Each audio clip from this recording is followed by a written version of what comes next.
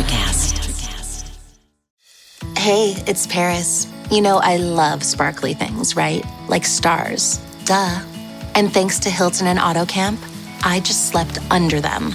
Picture me, serving looks by the fire outside my luxurious Airstream, making s'mores with the kids, while a national park is our backdrop. The great outdoors meets Hilton hospitality. That's hot. Explore all the new ways to stay at Hilton.com. Hilton for the stay. Welcome to NASA Daily, where we bring you all of NASA's previous day's proceedings in 4 minutes or less. In today's episode, we bring you NASA's activities for August 27th, 2025. Today, NASA astronaut Zena Cardman is continuing research aboard the International Space Station. She completed a robotics cognition test for the CIPHER study, which examines changes in the brain during spaceflight, and installed high-definition cameras on a spacesuit helmet. She is part of Crew 11, which is practicing simulated moon landings to prepare for Artemis missions at the lunar South Pole. NASA is also calling for volunteers to help track the Artemis II Orion spacecraft. When it launches in 2026, 4 astronauts will travel on a 10-day mission around the moon. While NASA's deep space networks will provide primary tracking, citizen scientists and international partners will attempt to capture Orion's signals and analyze radio wave changes, continuing work that began with Artemis I. At the same time, NASA launched samples of Xylon webbing on the United States Space Force X-37B spaceplane. This material is part of inflatable aeroshell technology called the Hypersonic Inflatable Aerodynamic Decelerator. The test will measure how the webbing withstands long-term exposure to space and supports future landings of heavy payloads on planetary surfaces.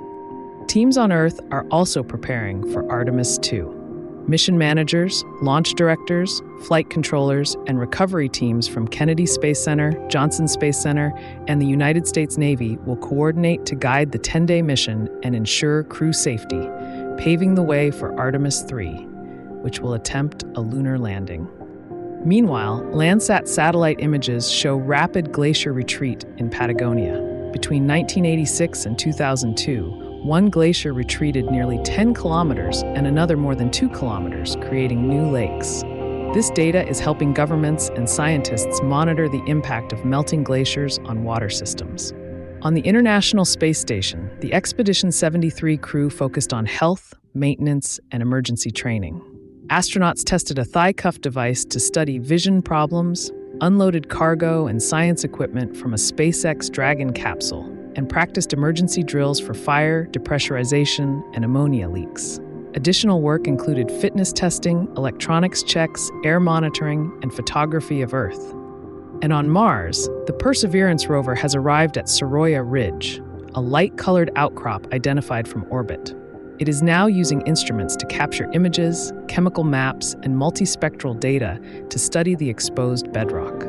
Environmental sensors are monitoring conditions, while cameras survey the surrounding landscape to plan future exploration. Those were the key activities for NASA on August 27th, 2025. Subscribe to receive daily or rate or review so others can find us as well. Thanks for tuning in to NASA Daily. This has been an ElectraCast Media production. Executive producers are Mark Netter and Peter Rafelson. Produced and edited by Hannah Riggs. Music by Amir Saleel, I say. Hey guys, it's your girl Yasia. I want to share some really exciting news with you. I just dropped my first ever single, Spell on You, off my upcoming debut EP, Devil's Room, on RM Records. It's simply devilicious. Check out Spell on You wherever you listen to music. Bye for now. I never thought I'd fall in love like this. It's time to close the chapter, but I think I needed this. ElectraCast.